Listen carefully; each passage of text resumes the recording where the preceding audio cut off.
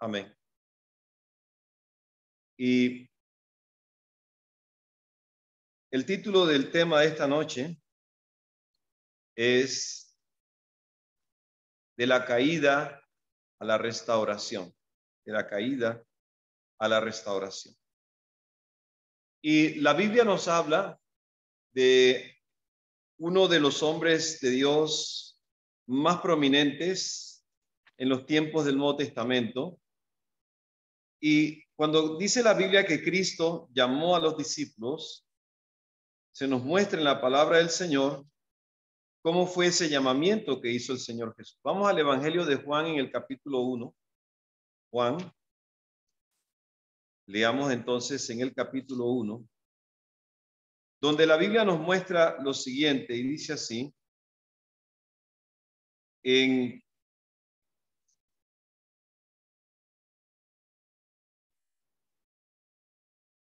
el versículo 35, dice, al día siguiente, otra vez estaba Juan y dos de sus discípulos, y mirando a Jesús que andaba por allí, dijo, he aquí el Cordero de Dios. Amén.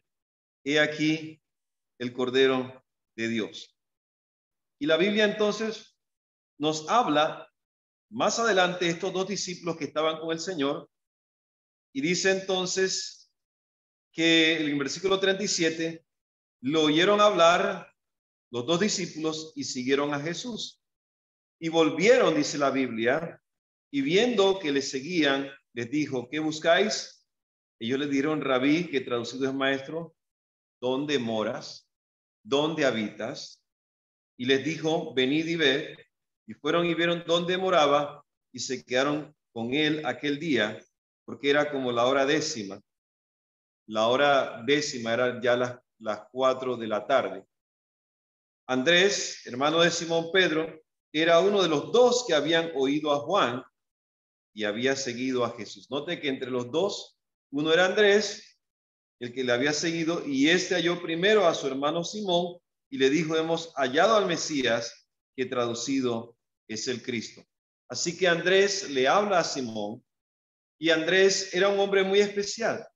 Cuando nosotros hablamos de Andrés en la Biblia, encontramos cómo Andrés guiaba a otras almas. En la repartición de los panes a la multitud de los 5,000 hombres, según nos muestra la Biblia, Andrés había hecho amistad con un pequeño niño, un joven, y de esta manera también él, como dice la Biblia, el muchacho, como lo muestra el Evangelio de Juan, dice aquí en Juan, en el capítulo, justamente es en el capítulo 5, donde se nos habla también de este acontecimiento. Aquí habla del paralítico de Betesda. En Juan 6 habla justamente del pan de vida. Y en Juan 6, en el capítulo 9, dice, aquí está un muchacho que tiene 5 panes de cebada y 2 pececillos. Pero ¿quién presentó a este muchacho? Juan 6 y el versículo 8 dice, y uno de los discípulos, Andrés, hermano de Simón Pedro, fue el que le dijo, el que presentó al muchacho, porque había hecho amistad. Así que Andrés tenía la facilidad de hacer amigos. Pedro era más sobresaliente. Pedro era un gran predicador. Pedro era un hombre elocuente. Pedro era un hombre sanguíneo, un hombre que donde él hablaba también atraía a las personas y atraía a las multitudes tras sí. Y ya puedo imaginarme en la escuela, Andrés quizá no era tan sobresaliente como Pedro, y Pedro era de quien más se escuchaba, de quien más se hablaba también, y Andrés casi pasaba en el anonimato.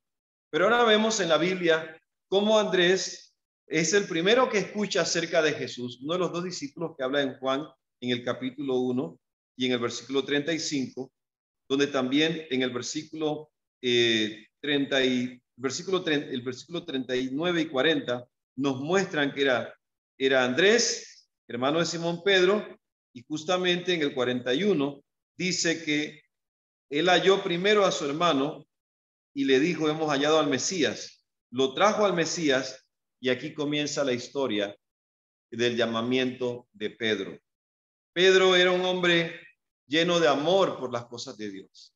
Era un pescador, era un hombre de negocios, era un hombre que necesitaba de la gracia de Cristo, pero Pedro también tenía sus defectos.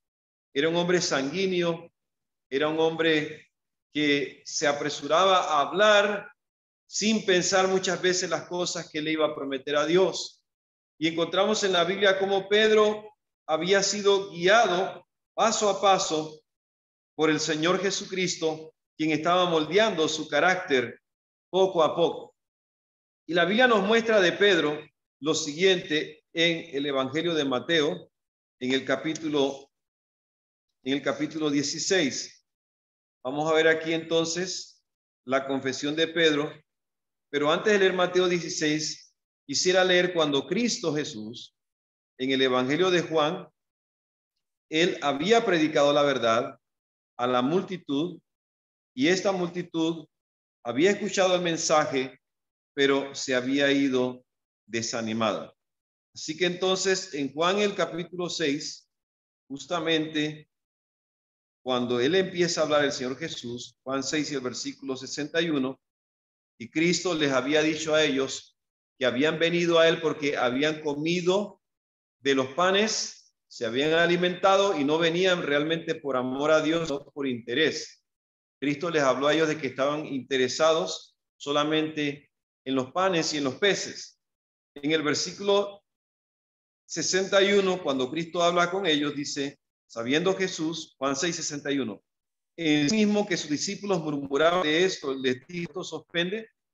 Pues ¿qué si vierais al Hijo del Hombre subir a donde estaba primero? Y justamente cuando él habla de estas cosas, dice, pero hay algunos de vosotros que no creen, versículo 64. Porque Jesús sabía desde el principio quiénes eran los que no creían y quién le había de entregar. Versículo 65, y dijo, por eso os he dicho, ninguno puede venir a mí si no le fuere dado del Padre. Versículo 66 dice, desde entonces muchos de sus discípulos volvieron atrás y ya no andaban más con él. ¿Cuántas personas hoy en día también vuelven hacia atrás? Ya no andan más con el Señor. Cuando ven las cosas difíciles, se retiran, se apartan, se desaniman.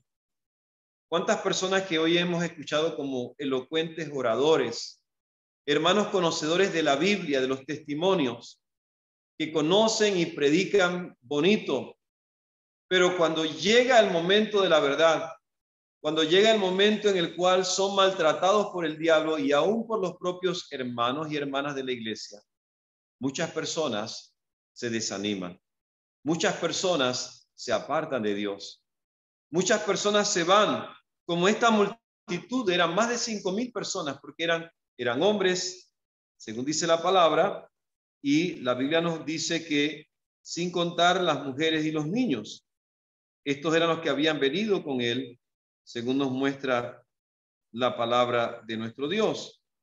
Y por eso dice aquí que empezaron a contar entre toda esta gente, y Jesucristo dice en el versículo 10, Juan 6:10, entonces Jesús dijo, haced recostar a la gente, y había mucha hierba en aquel lugar, y se acostaron como en número de 5,000 varones. Así que la Biblia nos muestra que eran 5,000 varones. Esto, hoy digo, si decimos varones, no están contando ni a las mujeres ni a los niños.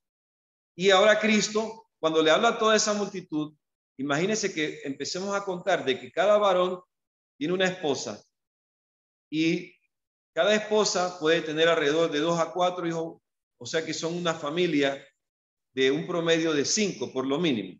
Así que si multiplicamos 5,000 por 5, nos dará 25,000 o alrededor de unas 30,000 personas reunidas en derredor del Señor. Justamente entre esos que vinieron al Señor, dice la Biblia que la mayoría se fue, como dice la palabra del Señor, y ya no andaban más con él en Juan 6 y el versículo 66.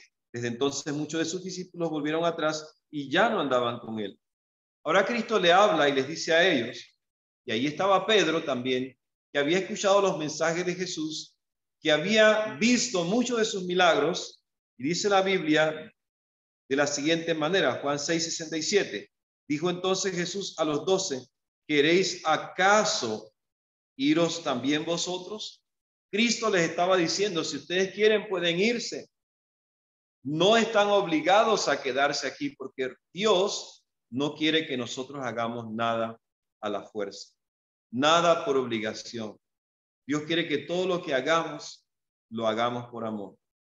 Por eso dice también otro libro que se llama El Camino a Cristo, que cuando un alma está realmente convertida, no pregunta cuál es el menor requisito o la norma más baja que se puede hacer. La persona pregunta, ¿qué más puedo hacer yo por el Señor? ¿En qué más puedo agradarle al Señor? Pero si la persona no está convertida, entonces lo que hacemos son cambios de la fachada externa, pero el corazón está lejos de Dios. Es un corazón insatisfecho, porque todavía no está convertido por la gracia de nuestro Dios. Pedro estaba convencido, y note lo que dice aquí la palabra del Señor, cuando Jesús le dijo, ahora si ustedes quieren pueden irse, en el versículo 68, dice, le respondió Simón Pedro, Señor, ¿a quién iremos? Tú tienes palabras de vida eterna. Así que Pedro, realmente él le dice, Señor, ¿a dónde vamos a ir? ¿A dónde yo voy a ir? ¿Qué vamos a hacer lejos de ti? Tú tienes esas palabras de vida eterna, esas palabras que necesitamos. Habían escuchado las palabras de Dios. Por eso en Mateo el capítulo 4, el versículo 4, cuando Cristo fue tentado por el diablo le dijo, si eres hijo de Dios, di que estas piedras se conviertan en pan. Jesucristo le dijo al diablo, no solo de pan vivirá el hombre, sino de toda palabra que sale de la boca de Dios. Nos alimentamos de las palabras. El amor también se alimenta de las palabras, pero también las palabras, debemos hacer que esas palabras sean verbos. El verbo es la palabra que denota acción. Y Dios manifestó su amor, como dice Juan 1:1, en el principio era el verbo era con Dios y el verbo era Dios. El versículo 14, Juan 1:14 dice, y este verbo se hizo carne y vimos su gloria como la del unigénito del Padre, lleno de gracia y de verdad. Y de su plenitud, dice la Biblia, tomamos todo, gracia sobre gracia. Ese verbo se hizo carne y no es un sustantivo, no es una palabra que denota una falta de acción. Cristo Jesús es la palabra viva de Dios.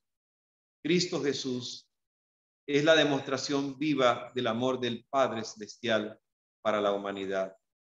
En él, como dice la Biblia en Juan 3:16, que de tal manera amó Dios al mundo que dio a su Hijo unigénito, dio su palabra viva, dio al Verbo del cielo, para que todo aquel que en él cree no se pierda, mas tenga vida eterna. Cristo entonces quiere que tengamos vida eterna. Cristo quiere que le entreguemos nuestros corazones. Pero para entregarle el corazón a Dios tenemos que conocerle. Tenemos que ver en acción al verbo de Dios. Cristo lo vio en acción.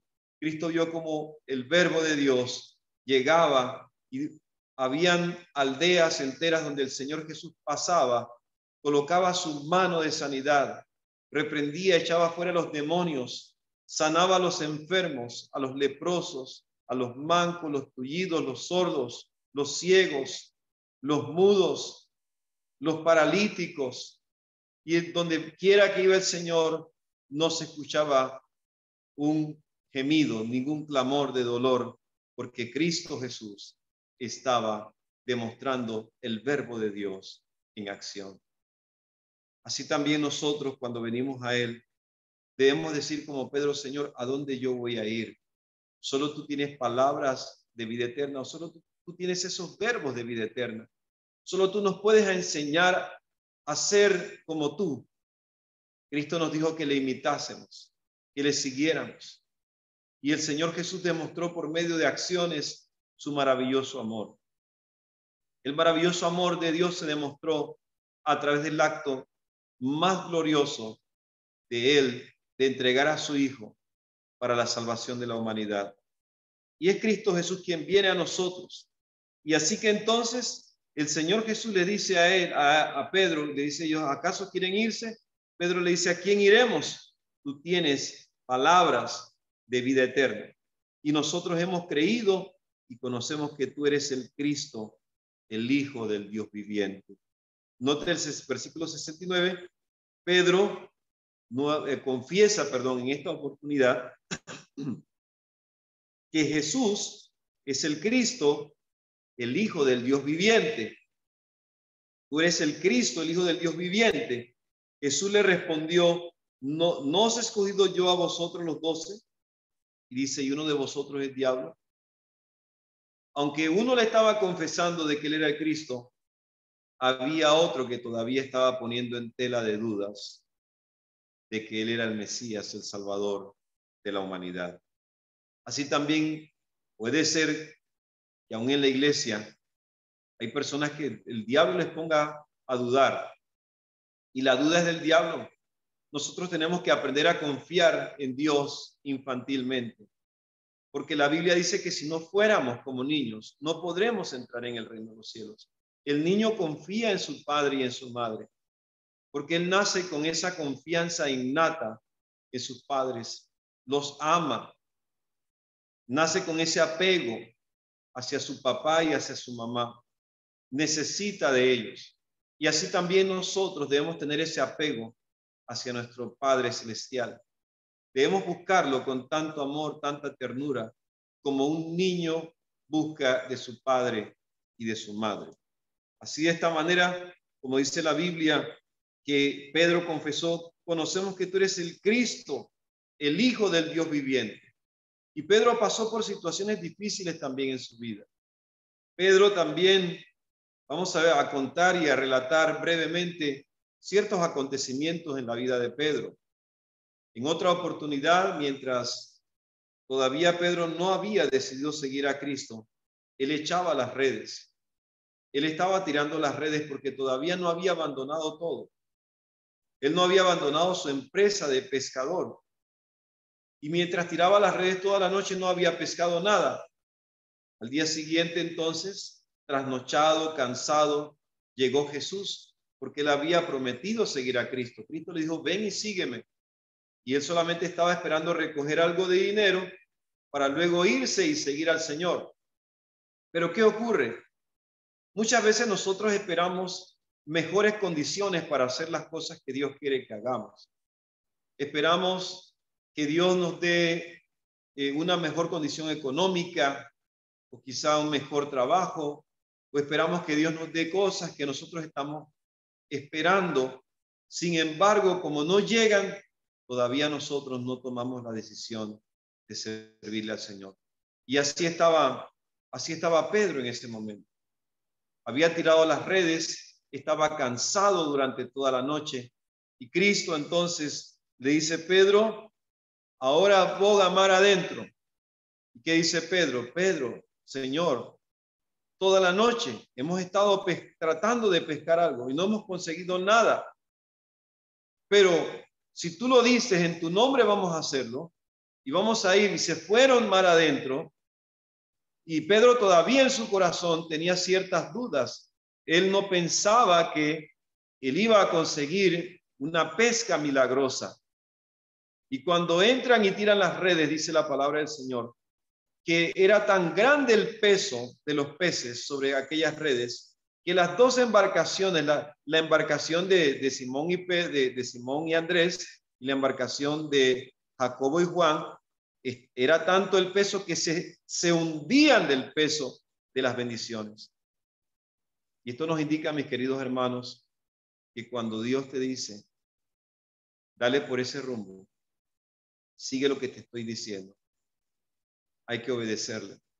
Y cuando vamos, nosotros quizás no esperamos, porque hemos intentado muchas veces y hemos fracasado, hemos sido infructíferos. Pero cuando el Señor nos dice, tira las redes, ahí es donde vamos a tirarlas y el Señor nos va a bendecir. Hay citas maravillosas acerca del evangelismo y las pautas divinas que nosotros debemos tener para hacer la voluntad de nuestro Dios. Dice el espíritu de profecía, en Joya de los Testimonios, tomo 3, página 117. Debemos recordar también que nuestra obra ha de corresponder a nuestra fe. Creemos que el Señor vendrá pronto. No debe manifestarse esta convicción por los edificios que construimos. Invertiremos sumas considerables en edificios que pronto quedarán consumidos por la conflagración final. Nuestro dinero representa almas y debemos emplearlos de tal manera que dé a conocer la verdad a aquellos a causa del pecado que están bajo la condenación divina. Así que entonces debemos invertir en la obra de la salvación. Cuando usted ve que Cristo llegó, Él no invirtió en grandes edificios, Él invirtió en la salvación de las almas. Donde quiera que se movían, ese era el deseo del Señor.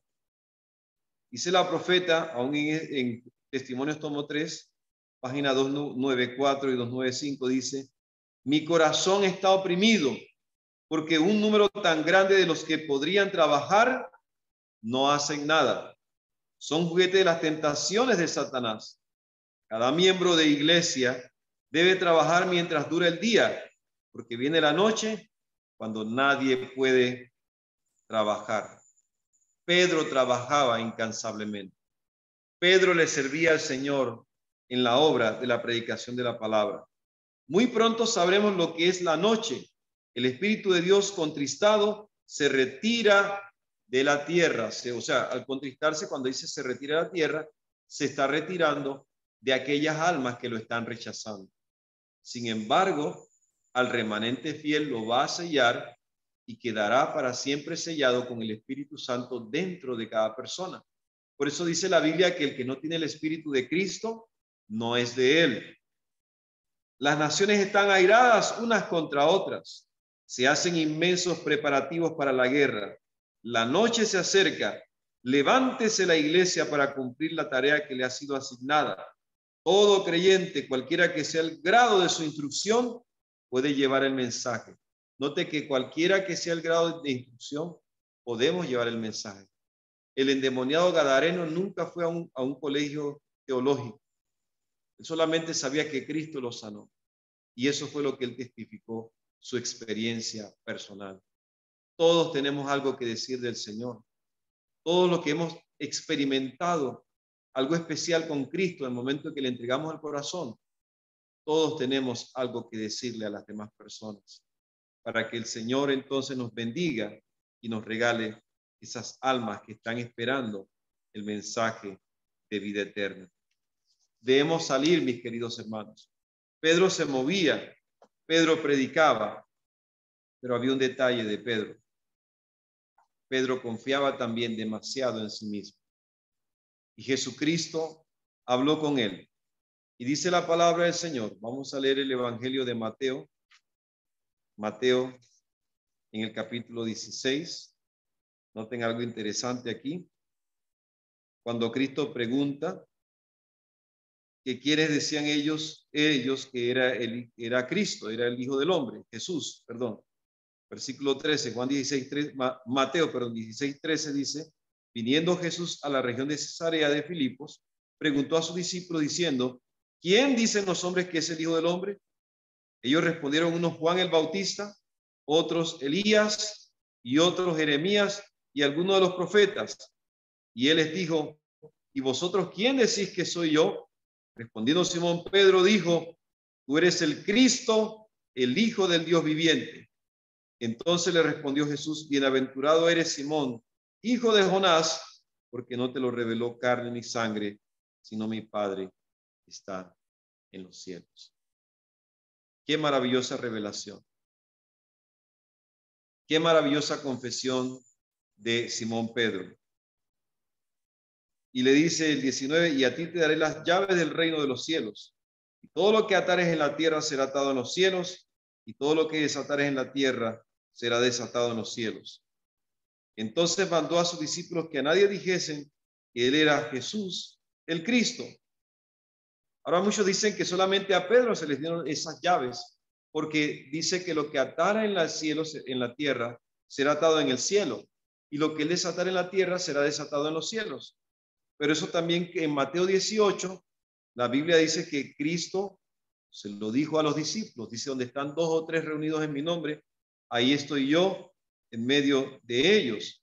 Dice el 18, Mateo 18, 18, de cierto os digo, todo lo que atéis en la tierra será atado en el cielo, y todo lo que desatéis en la tierra será desatado en los cielos. Esto quiere decir la autoridad que Cristo nos da a nosotros. Esa autoridad de atar y desatar es la llave que el Señor da a su pueblo, especialmente a los ministros que están ministrando en la casa de Jehová, que están oficiando en la casa del Señor. Y así Pedro era uno de esos ministros. No significa que él exclusivamente tenía esas llaves. Todos nosotros, los ministros que Dios nos ha puesto para atar y desatar, Dios nos da esas llaves si somos fieles a Dios. Pedro era fiel, pero llegó un momento en el cual, cuando Cristo le dijo a los discípulos, esta noche todos escandalizaréis de mí, dice el Señor.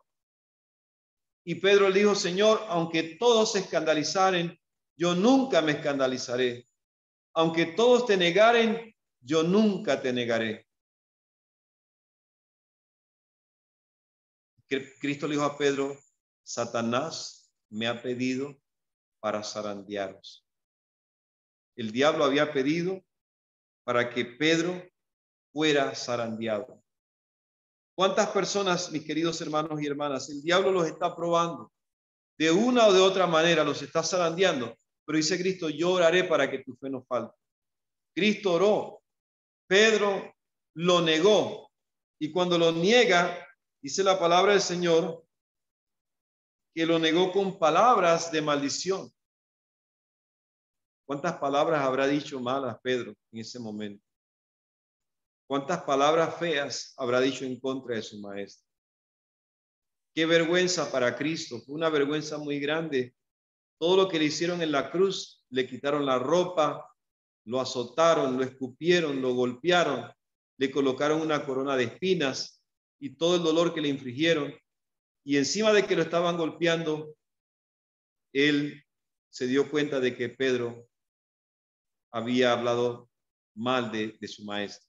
Lo había negado y había proferido palabras de maldición.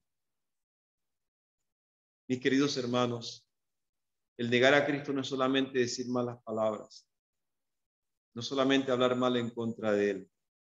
El negar a Cristo también es desobedecer, dar un mal testimonio delante de las personas que no conocen de Dios. Eso fue lo que hizo Pedro. Dio un mal testimonio de lo que no debe hacer un cristiano. ¿Cómo le falló a Dios? Él se confió a sí mismo. Se confió tanto en sí mismo. Y en 1 Timoteo 4:16 dice, ten cuidado de ti mismo y de la doctrina, persevera en ello, pues haciendo esto te salvarás a ti mismo y a los que te oyeren. ¿Y cuántas personas hoy en día confían demasiado en sí mismos? Y de repente se colocan en un lugar alto y no se dan cuenta de quien los sostiene es la mano de Dios, pero confían en sus talentos, confían en su elocuencia, confían de que van a poder resistirle al diablo.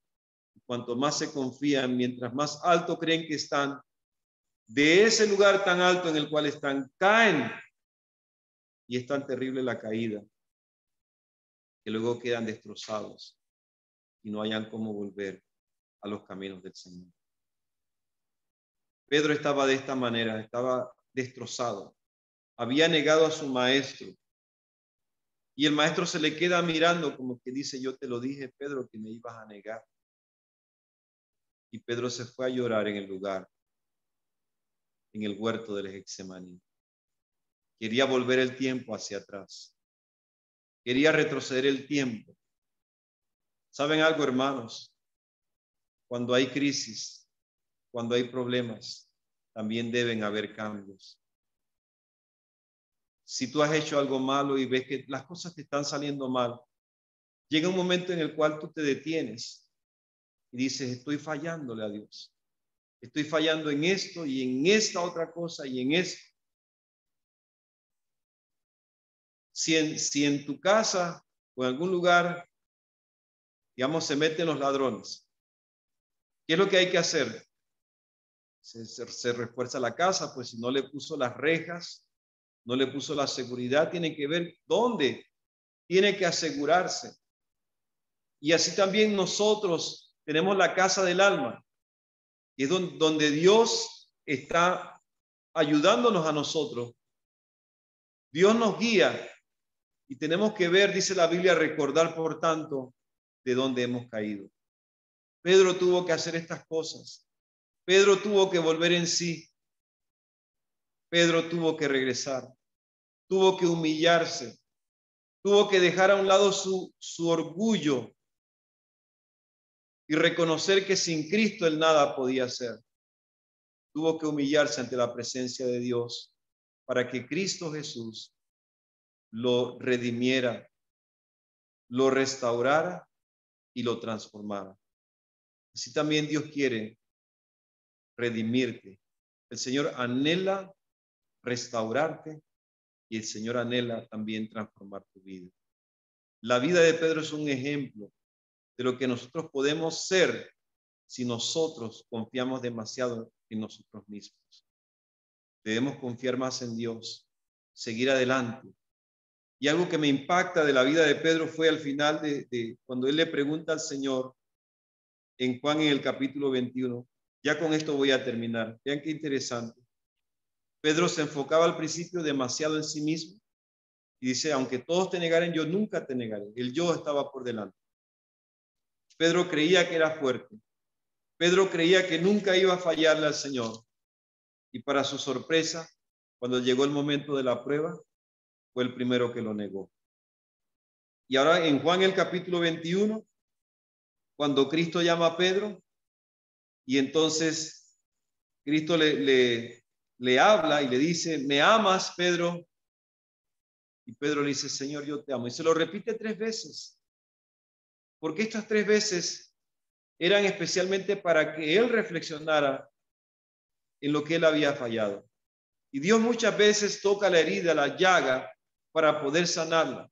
Así como el médico, cuando hay una llaga, una herida y quiere sanarla, tiene que remover toda la suciedad, tiene que limpiar bien esa herida para luego entonces colocar la medicina. Así también Dios tiene que remover las heridas para luego colocar esa medicina sanadora. Y cuando Cristo le pregunta a Pedro por 3ª vez, ¿me amas? Pedro se entristeció, dice la palabra de Dios. Se entristeció, dice la Biblia, y dice en el versículo 17, la 3ª vez le dijo, Simón, hijo de Jonás, ¿me amas? Y dice, Pedro se entristeció de que le dijese la 3ª vez. ¿Qué habrá pensado Pedro?